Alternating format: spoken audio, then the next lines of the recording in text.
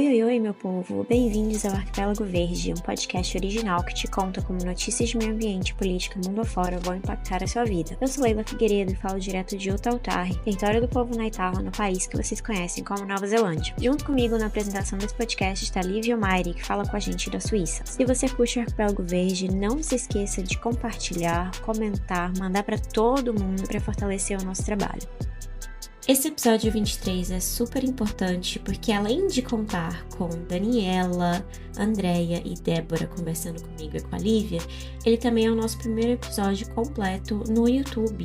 Então aproveite para seguir o Arquipélago Verde no YouTube também e lá você consegue ver o vídeo completo. Nas plataformas de áudio, a gente resolveu dividir esse programa em duas partes. Essa aqui é a parte 2. Bom, nesse processo aqui, já emendando no que a Andréia e que a Dani vão trazer, são essas alternativas e o que está acontecendo de bom nesses territórios aí. Então, já emenda aqui, não Pix, né? Não emenda Pix, não. Já emenda aqui no que eu tô falando e manda ver o que vocês trouxeram. Bom, primeiro de tudo, já me falem aonde que eu tenho que transferir o meu título eleitoral para poder votar em vocês, né? Tô indo para São Luís. Só me fala quando, Leila, só me fala. Bora.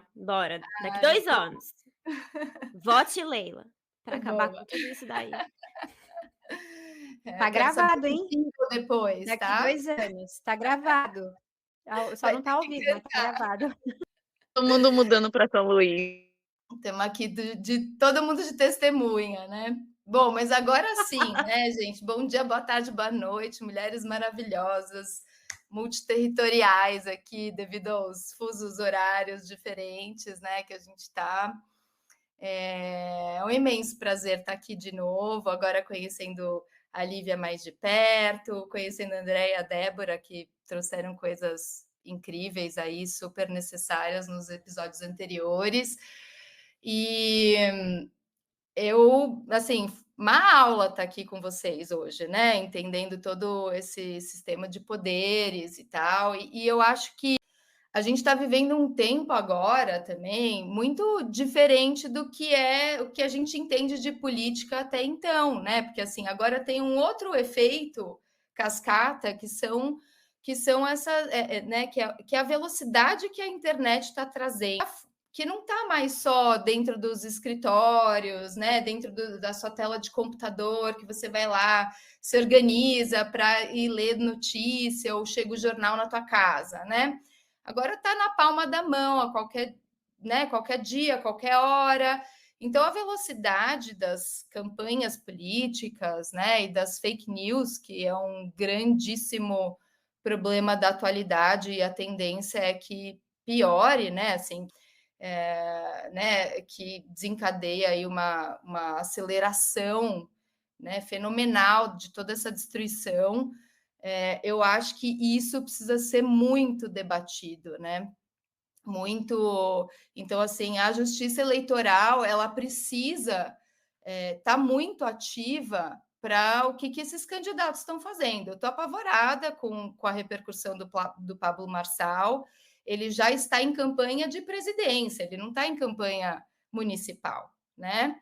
E eu acho que assim, até engraçado a gente perceber assim, a cara da extrema-direita também apavorada com essa nova, né, com esse novo fenômeno. Eles achando que estavam tudo por cima, de repente vem alguém aí trazendo uma avalanche, né? Então é trágico, mas assim, é cômico também, né? Ver esses outros impérios caindo e numa velocidade muito maior do que a gente está acostumado a ver, né? Então eu separei para vocês, assim, só um adendo rapidinho. Eles estão assustados, mas são eles que vão fazer conciliação com essa galera. Então, diferente, né? São eles que vão pegar na mão do Pablo Marçal e fazer coalizão, né? Então, eles estão caindo, mas eles vão se segurar rapidinho nessas alternativas mais fulminantes, digamos assim. Eu até tenho dúvidas assim de quais serão as novas alianças, porque até então a extrema-direita estava muito alinhado com o Ricardo Nunes, né, lá em São Paulo. Eu não estou em São Paulo, mas eu sou de São Paulo. né? E o Pablo Marçal tá, compreendo que o Bolsonaro não esteja muito comigo, né? Então eu não sei o que vai acontecer aí com essa força de extrema-direita que a gente está vendo, né? Mas, enfim, eu recebi de uma amiga, né, esses dias, uma entrevista da Silvia Federici, que ela, muitas de vocês acredito que conheçam, que ela escreveu aí um livro que já está clássico, né, que é o Caliban e a Bruxa. E ela tem 82 anos e ela acabou de dar uma entrevista, né, super interessante sobre, né, assim, principalmente quais devem ser as pautas da esquerda, né, as pautas prioritárias da esquerda hoje. Porque o que está acontecendo é que a esquerda está sendo atropelada, né, né, por pessoas que estão muito, né, assim, muito conectadas com a velocidade das tecnologias, e a esquerda está ficando ali para trás, né? Fora que o que também, isso é uma opinião minha, né? O que desencadeia toda essa força né, de uma extrema-direita também é a revolta do que poderia ter sido, né? Então, ela começa a entrevista falando assim que é um luxo, né? Você poder dizer que não há nada que possa ser feito, né? Então, isso só fala do que as pessoas estão, né, assim, acomodadas mesmo, né, dentro dos seus privilégios, para elas poderem falar que elas não podem fazer nada em relação ao fogo, em relação ao combate do que está acontecendo, né? Assim, toda essa perda de controle para onde a gente está caminhando a passos muito largos, né? Muito perigosos, inclusive. Então, e que eu acho assim que é um momento muito decisivo para a gente pensar em quem a gente está votando, né? Em o que a gente está escolhendo para o futuro, né? Então, assim, a visão que eu estou querendo trazer aqui hoje, né, mais do que a gente pensar nessas eleições, é o que está acontecendo em termos de sociedade mundo afora, né?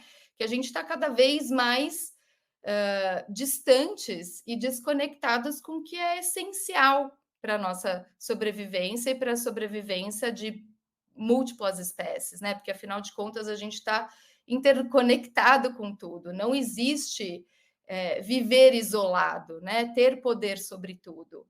E, né? Então, assim, tanto né, as grandes corporações, em conjunto com os governantes, né? Eles estão de olho em criar necessidades de mercado, né?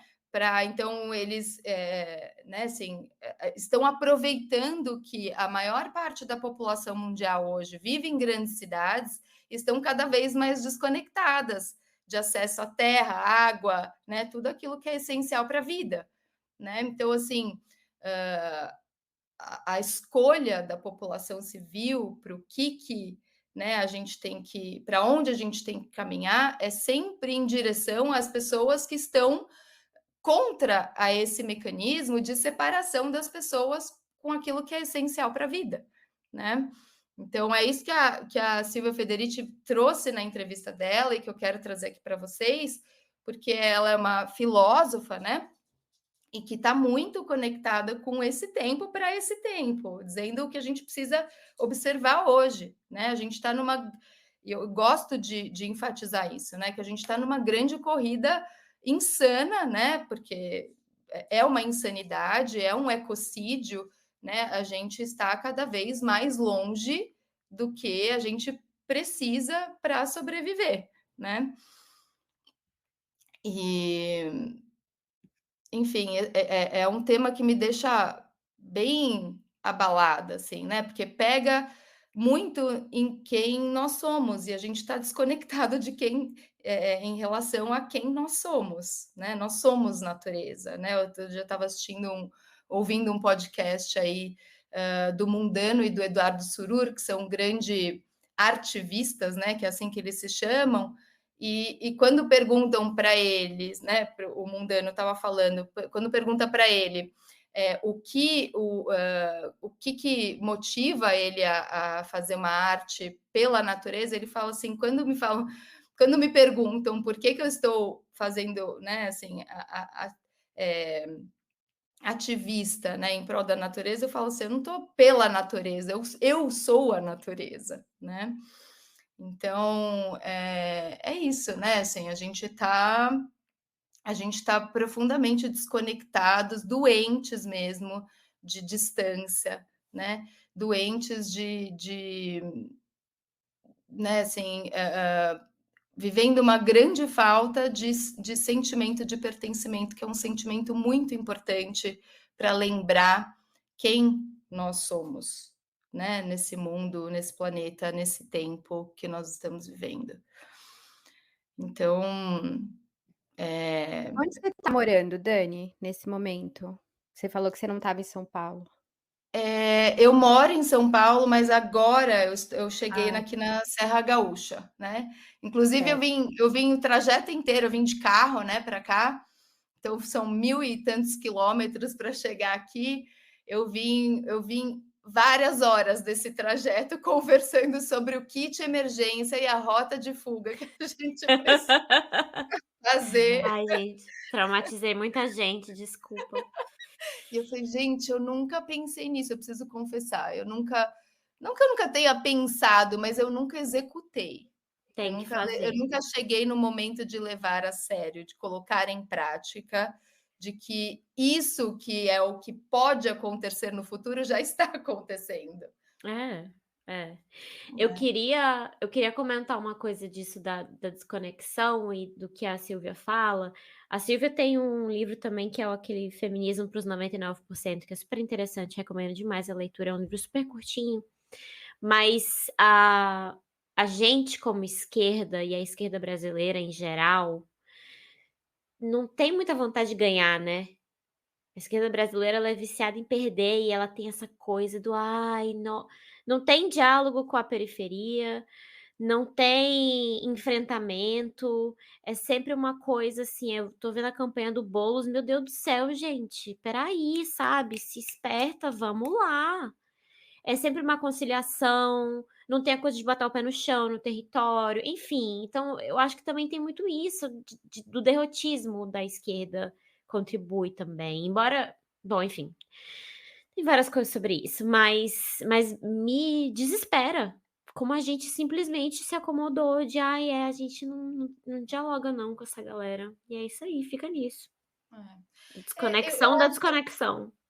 tem um fenômeno também assim de uma linguagem ética, né? Então, assim, são a maior parte, né? Também não estou querendo é, tirar a responsabilidade de muitas coisas, né, que a esquerda também fez e compactuou, né? Mas assim, eu acho que tem uma preocupação maior com uma linguagem ética sobre como se faz política, né? Então, eu acho que fica, né, assim, muito, né, a direita ela acaba tendo uma enorme vantagem sobre a esquerda, porque acaba compactuando com todo esse esquema de fake news, né, e de propagação de mensagens muito agressivas que a esquerda tende a não compactuar, né? Agora, uma outra Sim, coisa que eu apesar que queria. tem esquerda fazendo fake news também, né, que, Sim, com pô, certeza, né, com baixo certeza. demais, né. Eu acho que tem muitos que se beneficiam do poder da esquerda para poder ganhar visibilidade, né, e estão lá, e estão em cargos de poder, né, de alto escalão. Eu não quero trazer, né, assim, ou reforçar uma visão binária, né, do bonzinho e do malzinho aqui, porque eu acho que isso está espalhado, está enraizado na forma como a gente construiu política no nosso país, né? E eu acho que mundo afora tem muita coisa acontecendo. Mas uma coisa que eu queria muito frisar, assim, né? Aproveitando a oportunidade de estar aqui, é que a gente precisa estar muito atento, porque o mundo, né, o planeta está nos dizendo, o planeta está trazendo uma série de informações e que a gente está virando as costas para tudo isso e a gente não está se atentando ao movimento que o planeta está fazendo. O mundo está se retirando de nós, né? O mundo está dizendo para a gente, não seremos mais... não vamos mais atuar em cuidado com vocês, né? Então, assim, as desertificações, as inundações, tá tudo aí, as secas, né? Tá tudo aí mostrando que o mundo está se retirando para a gente, né?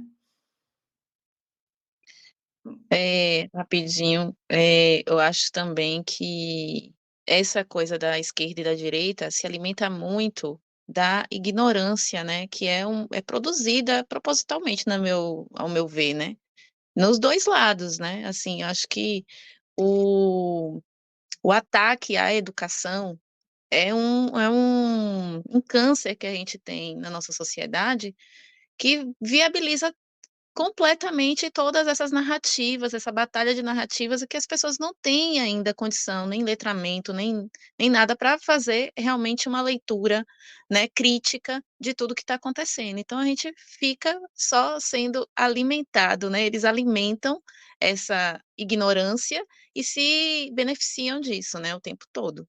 Eu vejo dessa forma também.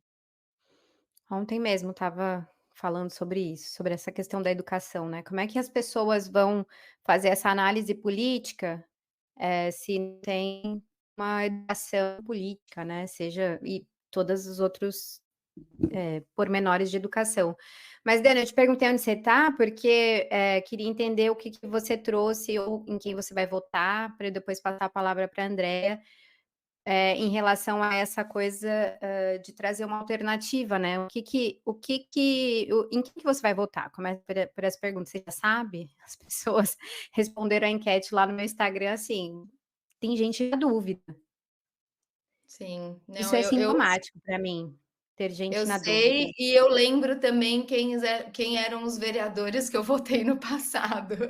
Eu Olha lá! não vou votar de Tá novo. vendo? Não vou votar de novo no Toninho Vespoli, porque eu tenho uma outra candidata, né? Que eu até trouxe no episódio que eu participei, que é a Cláudia Isso. Visoni, né? Ela ainda não tinha oficializado a candidatura dela, mas ela é uma pessoa, né, que organiza muitos plantios na cidade.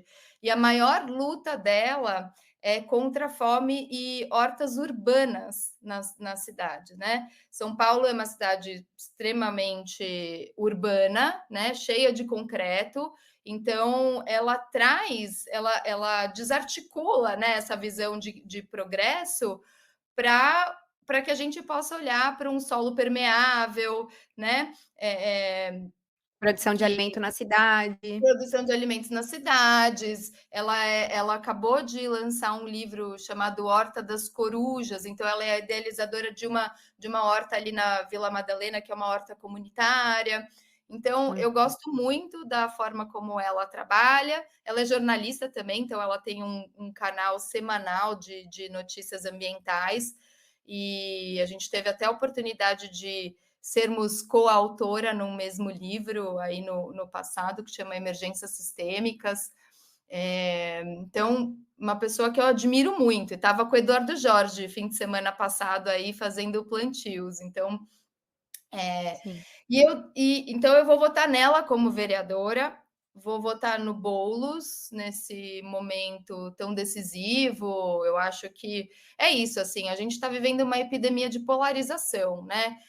Por um lado, a gente não pode fechar os olhos que existe uma necessidade da gente combater uma outra força, por outro lado, isso faz com que a gente fique reféns de sempre colocar os mesmos ali à frente, né? Porque tem um monte de gente cheio de ideias bacanas, muito mais atuais, né? Do que uma velha política, do que a gente ficar aqui no mesmo fla-flu de sempre, né? E aí, mas eu acho que nesse momento é super necessário que a gente se organize para votar no Boulos. Então, E eu trouxe algumas outras ideias também. Eu gosto muito do Nabil Bonduki, que é um arquiteto urbanista, é um cara muito antenado para novos parques na cidade, né? Para mim, parques e centros culturais, né, de arte são os grandes refúgios aí de sanidade nas grandes cidades. Então,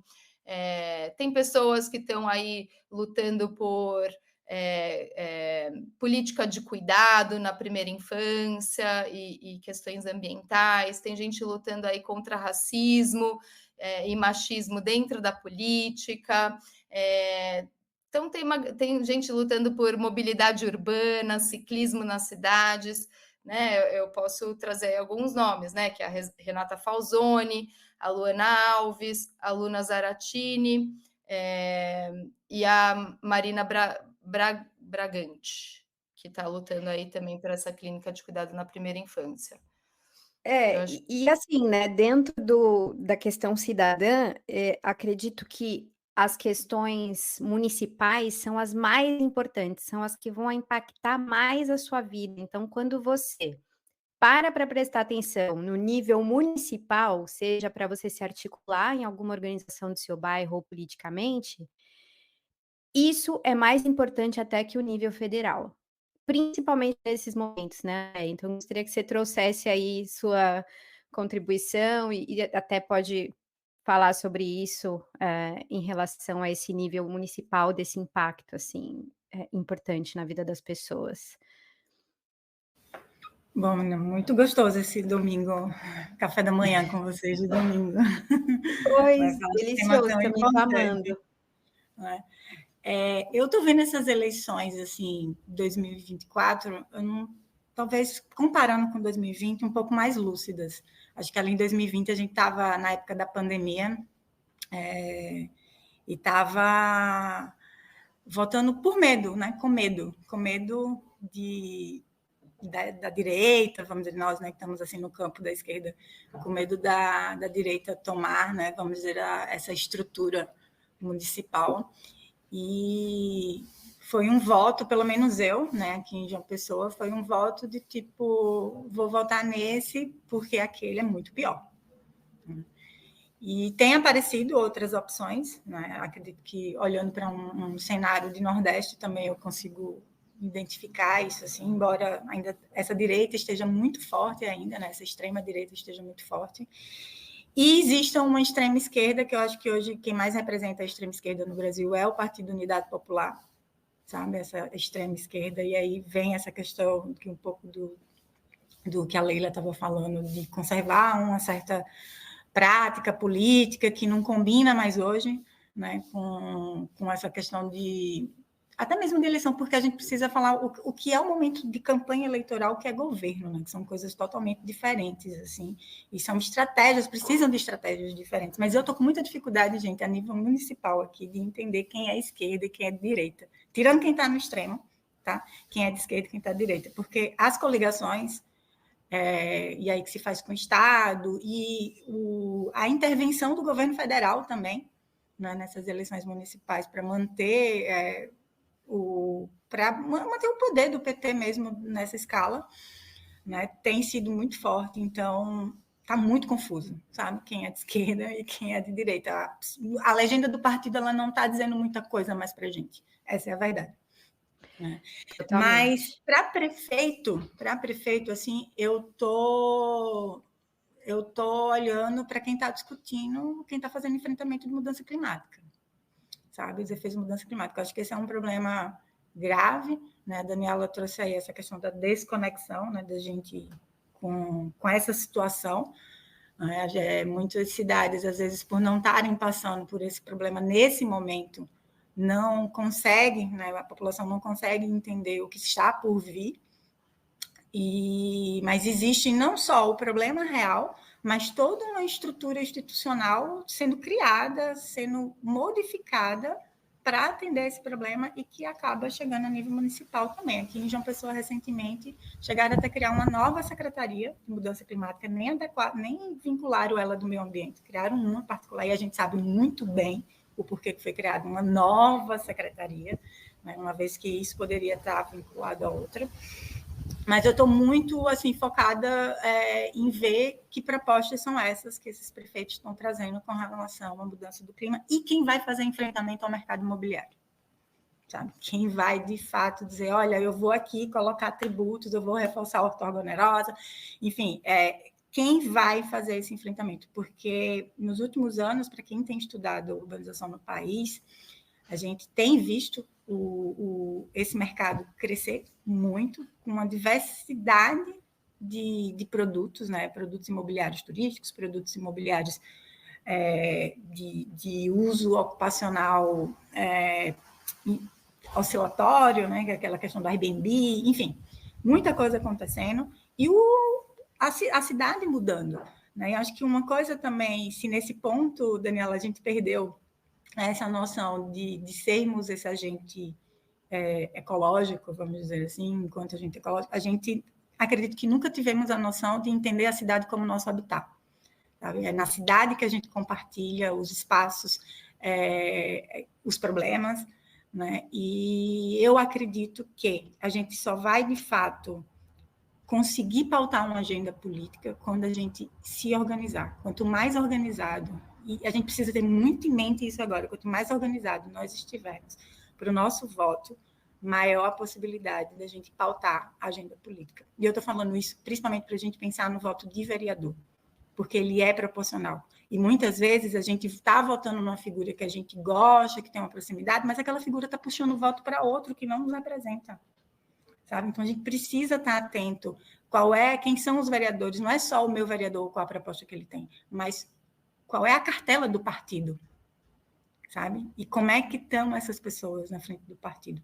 E o que eu tenho visto, a militância, quem é militante, está dentro do partido político, acho que entende isso um pouco mais. Quem está fora de partidos políticos, e até mesmo ativistas, são envolvidos com políticas, mas enquanto ativistas, nessa hora se dispersa, sabe? Se dispersa, ele está falando de mobilidade, eu vou votar nele, mas o outro está falando também de mobilidade, aí um outro já vai votar, e se dispersa, e não consegue fazer colocar essa representação lá dentro, porque não se organiza.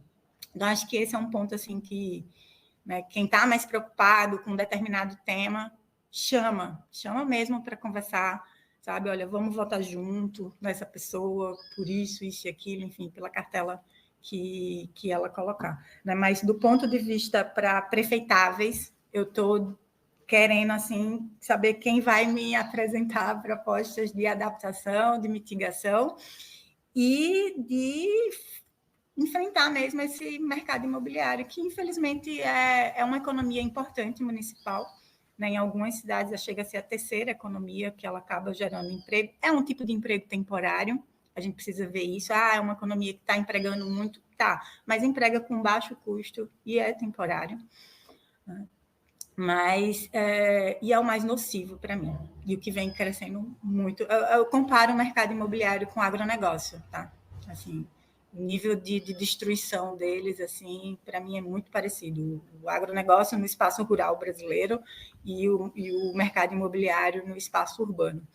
Sabe? Então, a gente precisa, de fato, pensar nisso. E vereadores, né? Nessa vereança aí. É muito difícil a gente falar, né, disso por conta dessa questão da proporcionalidade. Eu ainda, infelizmente, não tenho um candidato. Né? Eu estou pensando em votar na legenda de partido mesmo, por conta de identificar, né, principalmente o que eu mencionei, né, a Unidade Popular, como um partido que está na base, sabe? Eu tenho trabalhado com movimentos sociais e tenho visto eles juntos dos movimentos sociais, criando até movimentos sociais. Então, eu vou fazer um voto de legenda mesmo, falando assim. Mas eu vejo candidaturas muito interessantes aqui em João Pessoa. Né? Eu vou falar já delas, mas o ponto, assim, que na questão da vereança que eu queria mencionar é regimento interno. Quem está disposto a mudar o regimento interno da Câmara? Sabe, Leila? Menina! Está disposto a mudar, falar, debater. Gente, faz 10 anos assim que eu e um grupo de amigos a gente fala sobre isso. Quão é absurdo toda abertura de sessão, fazer a leitura da Bíblia. Não é a Bíblia, não estou falando da religião em si, é o foco, é colocar isso como central, dar Entendeu? luz. sabe? Para algo que não está necessariamente na pauta política, e para mim razão e fé são coisas que agem em campos muito distintos e que não deveriam se misturar. Mas, enfim, né, a gente vive numa democracia, esse espaço está dado, e existem questões assim que não daria para a gente debater agora, mas assim.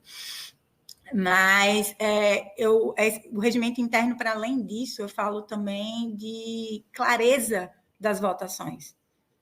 É muito difícil a gente monitorar o que eles estão fazendo, sabe? Porque a sessão fica gravada, mas você não vê como o cara votou, você não consegue ver. Não tem, é obrigatório ter um painel eletrônico para colocar voto. O painel não funciona.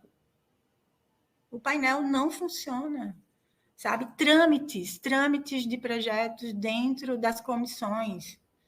Aí você vai olhar lá o trâmite de projetos dentro da comissão, o projeto, só para dar um exemplo, o projeto do plano diretor foi colocado 1 ano, ele chegou foi para a comissão de justiça, ficou 1 ano dentro da comissão de justiça, para vésperas da votação ele transitar por outras. Então, tem coisas assim que faz parte desse jogo, que acaba gerando cooptação, que precisam ser mudadas. Então, assim, quem está querendo tocar nesse vespeiro de regimento interno ganha meu voto também, sabe? Uma outra coisa é quem vai ter política de adaptação, mas aí eu queria tocar mais no que a Débora falou sobre o plano diretor e os documentos, as legislações complementares ao plano diretor. Para mim, elas são as mais importantes hoje na questão municipal, porque elas que fazem, e aí, Débora, mais do que com a lei orgânica, sabe, eu acho que elas fazem mais, como é que eu diria, conexão no processo de decisão ali do judiciário com outras legislações. Então, elas que acabam, de fato, tendo um peso muito forte, vamos dizer assim, no que vai ser feito. E aí, quem está dentro do plano diretor, e a Débora colocou no Lei de Uso e Ocupação, falando sobre alta densidade urbana. Quem está falando sobre densidade urbana?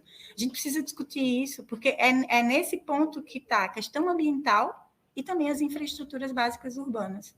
Então, se a gente não se falar sobre isso, de propostas de loteamentos de alta densidade, de projetos de requalificação que vão acontecer para proporcionar essa alta densidade, não vai funcionar.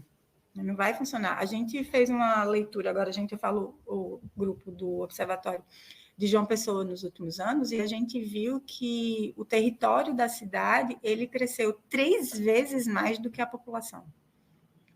Num modelo de baixa densidade, ou seja, de espraiamento urbano, de derrubada de florestas, para a produção de produtos imobiliários, de conjuntos horizontais verdes, que o verde é o principal ativo desses produtos, sabe? Então, a gente precisa tocar nesse ponto, né, da questão da densidade urbana, porque ela vai mexer com a questão do uso e ocupação do solo e mexe também com o Código de Meio Ambiente do município.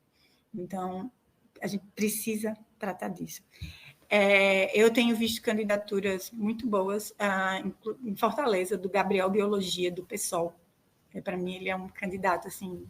Adoro. Eu vou estar em Fortaleza para votar nele. Vamos transferir o título, então.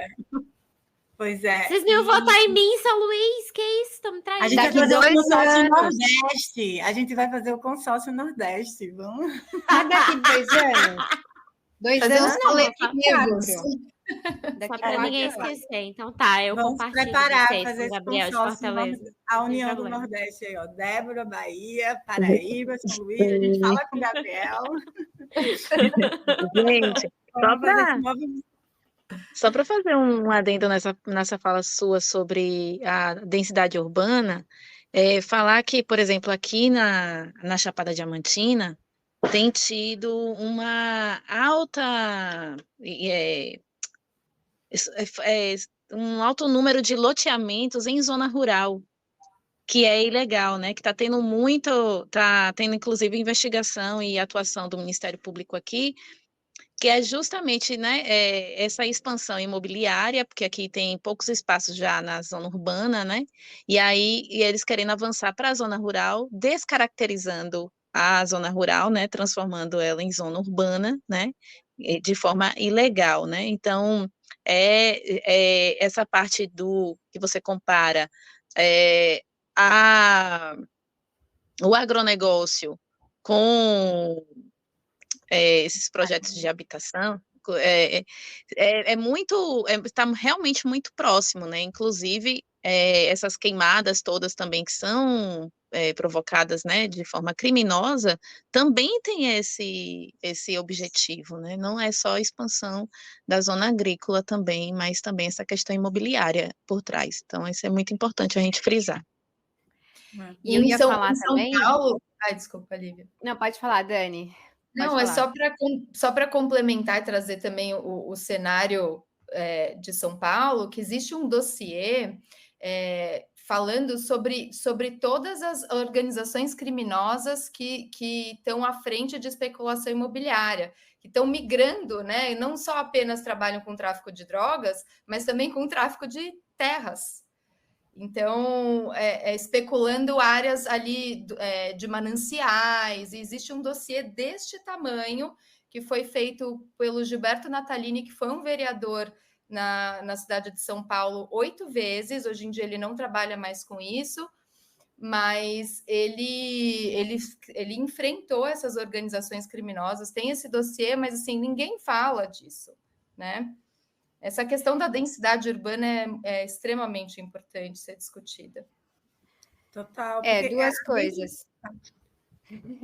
Não, depois eu passo para você. Duas coisas. A questão da densidade, acho que a Andrea não falou, mas ela estava pensando, que eu sei, é porque você aproveita toda a infraestrutura da cidade, porque você, quando constrói novas habitações fora desse perímetro urbano, você tem que pensar em toda a construção de infraestrutura para lá, ou você esquece esse lugar e ele não tem muito conexão com a cidade. Então, essa questão da densidade tem a ver com isso, uma das coisas, né? Mas o poder imobiliário, ele é vertical e global, né? Ele incide nos territórios, mas ele tem conexão global, porque isso está acontecendo em muitos lugares do mundo, né? Esse é um poder que, principalmente essa coisa dos temporários e do Airbnb, essas forças, né, da uberização, né, que o Airbnb, ele está dentro desse contexto do capitalismo de plataforma, essas forças estão em todos os territórios, praticamente, né? Mudando configurações de cidades inteiras. Total, a morfologia dessas cidades tem mudado muito. E cidades, por exemplo, litorâneas como a nossa, né, a praia, né, que seria um bem comum, ela está totalmente quase sendo privatizada. Exatamente. Estava ali o negócio das praias que queriam passar de todo jeito, bem conectado com isso, né? Com o poder imobiliário. Pois é, e essa questão do mercado imobiliário que eu falo, e aí Débora tocou num ponto, né, do ser ilegal porque está numa zona urbana, numa zona rural, o que eu tenho visto são os municípios transformarem todo o seu território no perímetro urbano. E isso compromete, gente, a segurança alimentar no futuro, pode comprometer a segurança alimentar no futuro. Então, os grandes municípios, né, de metrópoles, centros regionais, eles passaram agora, nessa última década, por um processo de todo o território do município ser um perímetro urbano. E isso é palco para o mercado imobiliário agir. Então, e em compensação também, a ideia de aquela coisa, a Hermínia Maricato tem uma frase muito boa, né? No Brasil tem leis que pegam e leis que não pegam. O IPTU progressivo, a gente não vê sendo aplicado. A outorga onerosa, de vez de ela estar indo, né, para territórios vulneráveis, onde se precisa, se fazem acordos dentro para que privilegie a requalificação das áreas próximas aos investimentos que foram feitos, imobiliários que foram feitos. Então, assim, esses dispositivos jurídicos, né, a nível municipal, essa questão dos tributos e essa lei, principalmente, tanto a lei de usurpação do solo como a de parâmetros urbanísticos, que eu acho que a gente precisa também ter muito foco, né, dentro dessa, porque dentro dela, né, vai ter a questão da densidade, fala muito, né, se articula muito, a gente precisa estar focando. Né? E os outros 3 pontos assim, que eu vejo que são muito pertinentes hoje numa proposta, né, de vereança, tem a ver com a mobilidade ativa, né, e a mobilidade ativa por bicicleta, acho que, e transporte público de qualidade. A gente falou um pouco no último episódio, né, sobre a questão do tarifa zero. Eu tenho alguns receios com relação quando se fala o tarifa zero, de fato, assim, porque eu não sei muito bem como estão os conselhos municipais dentro das cidades, mas precisa se atentar para a questão desses conselhos, e aí a questão da participação, né? Ou seja, não só da função desse conselho, mas da participação, e a reformulação também deles, porque essas pastas hoje, como a Débora colocou, não dá mais para ser setorial, né? Precisa ter um diálogo entre elas de gestão, ou seja, a coisa precisa ser sistêmica e sinérgica mesmo para fazer acontecer, né? E um outro ponto que eu tenho visto, gostado, o Gabriel, acredito que ele tocou nisso, é o banho de floresta, né? Criar espaços, aumentar espaços para a natureza crescer. Né? Então, isso é muito... O Japão fez isso, né? O Japão fez isso porque trouxe problemas de saúde muito sérios, o nível de suicídio aumentou muito, então eles tiveram que criar parques, florestas, tudo para poder, pela saúde mental da população, né? E a gente precisa também discutir essa questão do aumento dessas áreas verdes, não só enquanto unidades de conservação, mas também APP, porque tem uma coisa que está acontecendo no Brasil agora que é muito grave, viu, Olivia? Em 2012, a gente sabe que teve a mudança do Código Florestal, né? E aí, dentro da mudança do Código Florestal, foi dada a prerrogativa para os municípios delimitarem as suas APPs, ou seja, aqueles parâmetros que antes eram muito bem definidos e que a gente podia desenhar no mapa ali, não, essa área aqui é vulnerável, 50 metros de rio para lá, enfim. Não cabe mais, não existe mais. Sabe como é que estão agora? Sabe como é que os municípios estão aprovando agora a lei? Em áreas urbanas consolidadas, e aí o que é área urbana consolidada? Perímetro urbano. Tá? Em áreas urbanas consolidadas, as APPs, o uso e a ocupação nelas são definidos conforme as oportunidades e conveniências da gestão, por utilidade pública, definir utilidade pública. E a gente sabe que essa definição de utilidade pública no Brasil ela é muito vaga. Ela é muito vaga. Muito vaga. E as nossas encostas, as margens de rio, né, que são tão necessárias para manter um equilíbrio ecológico na cidade, elas estão comprometidas, elas podem ser a qualquer momento ocupadas por algum empreendimento. É isso que está acontecendo, né? Ou seja, e é uma avalanche, tá? Assim, tá nas grandes cidades, mas para ir para as outras, né, é uma questão de Ctrl+V, Ctrl+C. Não, nem o que aconteceu em Porto Alegre, né, tá trazendo consciência para as pessoas que vivem à margem de rios, né? As pessoas continuam querendo votar nos mesmos poderes, na mesma mentalidade, né?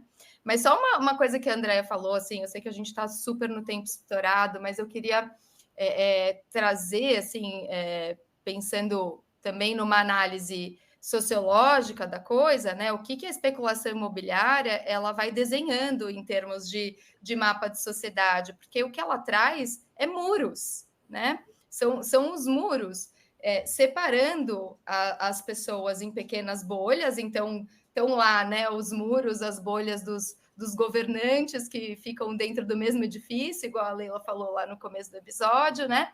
E elas separam as pessoas dos seus territórios, né? Elas restringem segregação.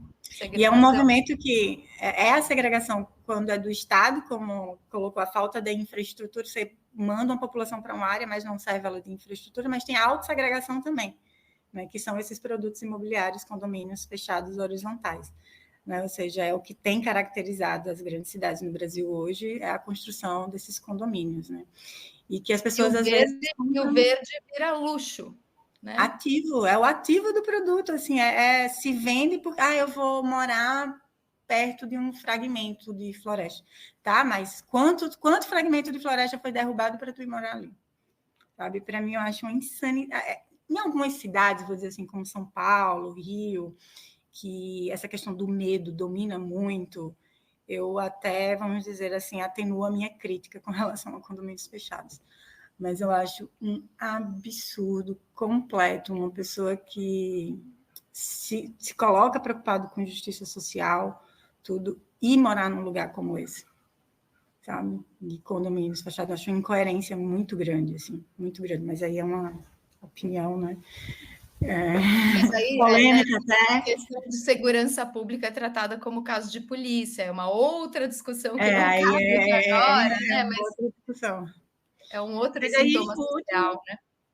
o último ponto para mim assim, é de quem está olhando para infraestruturas verdes, pensando na implementação de infraestruturas verdes, né? A gente precisa pensar aí como é que essas especificidades das nossas cidades, né, geológicas, geomorfológicas, elas podem ajudar a ofertar alguns tipos de serviços. E eu não estou falando aqui de cobranças de serviços sistêmicos, eu estou falando de infraestruturas mesmo, né? Do rio, dessas matas ciliares, elas retornarem, serem reflorestadas para diminuir a questão de alagamentos, problemas de alagamentos, né? De recuperar áreas degradadas para modular, vamos dizer assim, temperatura e também fazer uma regulação desse maior nível, intensidade de chuvas que está por vir. Então, é pensar mesmo na drenagem urbana, né? Como é que a própria elevação da cidade e as suas bacias, elas podem contribuir para a questão da drenagem urbana.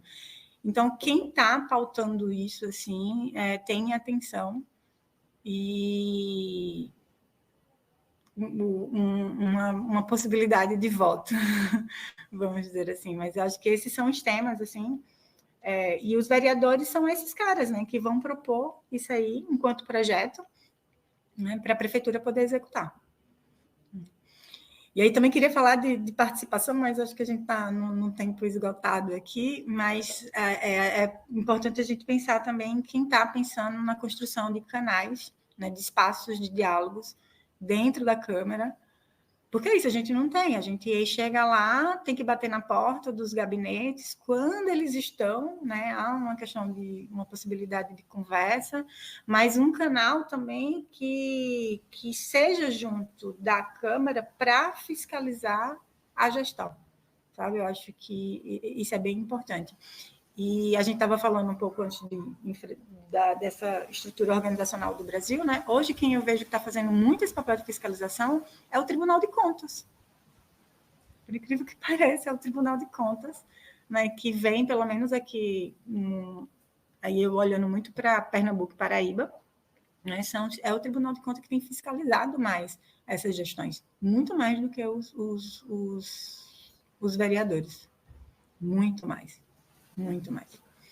E aí é isso, ficar de olho em quem você vai votar, qual é a legenda, se ele mesmo está no topo da legenda dele, para não perder seu voto. Porque no passado é isso, eu falei para vocês, né? Os meus nunca foram eleitos. Nunca foram eleitos, e porque eu não atentava eu não estava atenta para isso. Sabe, assim, sendo bem sincera, eu não estava atenta nessa questão do impacto. Por um lado, esse sistema proporcional ele é interessante porque ele vai recrutar e vai ter uma atenção a essa diversidade social, né, do território brasileiro, mas, por outro lado, existe essa questão de você estar, muitas vezes, ajudando uma outra pessoa a se eleger. Né? E os partidos eles sabem disso e fazem isso muito bem. Né? O que tem de mulher sendo chamada para poder não só captar recurso, né? Aumentar o recurso no sistema, mas para puxar voto para outras pessoas é impressionante. Pegar a pauta, né, do feminismo para puxar esse voto. Eu não sei como está a configuração da Câmara de vocês, mas aqui a gente tem 27 vereadores, a gente só tem uma mulher, e mesmo assim ela é de direita. Aqui igual. Catástrofe. Aqui é a mesma coisa. Eu vou usar isso daí para a gente puxar um gancho de encerramento do porquê cada uma de vocês falaria para as pessoas não desistirem da política. Por quê? Nossa, é tão simples e ao mesmo tempo tão difícil, né? Acho que política a gente faz o tempo todo, a gente está aqui no ato político, a gente está dialogando, né? Cada uma expressando as suas opiniões. Essa política, né, vamos dizer assim, que para não desistir dessa política, primeiro a gente está contra o relógio, né, vamos dizer assim, para a gente provocar mudanças. Então, a gente precisa, de fato, nessas eleições, ter pessoas muito comprometidas em transformar as coisas. Né? Transformar, não é mais botar pano quente, é transformar mesmo as coisas. Então, pessoas radicais mesmo, sabe? A gente está precisando de pessoas radicais. E segundo, porque é o único meio de mudança. Não tem outro. Vai ser por onde? Não... Aonde que pode acontecer a mudança se não for através do voto? Tem uma geógrafa que eu gosto muito dela, que ela diz que o voto tem magia, a Iná Elias de Castro. Ela diz que o povo brasileiro deveria saber que o voto tem magia. E tem mesmo. A questão é, a gente precisa primeiro entender esse sistema eleitoral para entender o poder do nosso voto. E nessa escala, como a Lívia colocou, ele é o principal, assim, ele se a gente quer ter autonomia a nível estadual e a nível da federação, da União, a gente primeiro precisa garantir a autonomia nesse espaço, né? Ou seja, de ter direito à voz e ser escutado nesse espaço. Então, não tem outro jeito. A questão é essa, não tem outro jeito, é o voto. Por enquanto é o voto, porque todos os espaços de diálogo, de participação da população, eles estão extremamente viciados, bloqueados, viciados, cooptados. Então, é o voto. E tu, Leila, você quer falar agora ou você quer encerrar? Você que... Eu encerro. Pode passar. Tá bom. Tô Então, bora, aqui. Débora. E para ti, assim? Eu fazia essa pergunta sempre, eu sempre perguntei para os meus alunos se eles gostam de política. E aí era unânime, né? Eu odeio política. E aí eu perguntava, né? Tá, mas vocês gostam do celular, né? Vocês usam celular. Por que vocês sabem que tem lugares que as pessoas não podem acessar a internet, como vocês assim? E aí a gente ia fazendo essa conversa, né? E aí eu falava de sonho. Quem tem sonho de ser político? Quem tem vontade de ser, né? Ninguém, lógico, né? Quer ser político, né? Nessa galerinha. E eu sempre falei sobre isso, assim, tipo, todas as decisões, estão decidindo, todo mundo que está lá todos os políticos estão decidindo por você, o que você pode e não pode fazer na sociedade, porque você não pode ser uma pessoa que vai também tomar essa decisão. E por isso que é importante a gente escolher conscientemente, né, todas essas pessoas que vão estar lá. Eu falo isso, assim, de uma forma muito básica da linguagem que eu falava com os meus alunos, porque eu acho que hoje a população, de forma geral, ainda está com esse conhecimento, assim, tão pequeno sobre o real papel de um político, né, a importância do seu voto, que às vezes a gente tem que falar, assim, de forma bem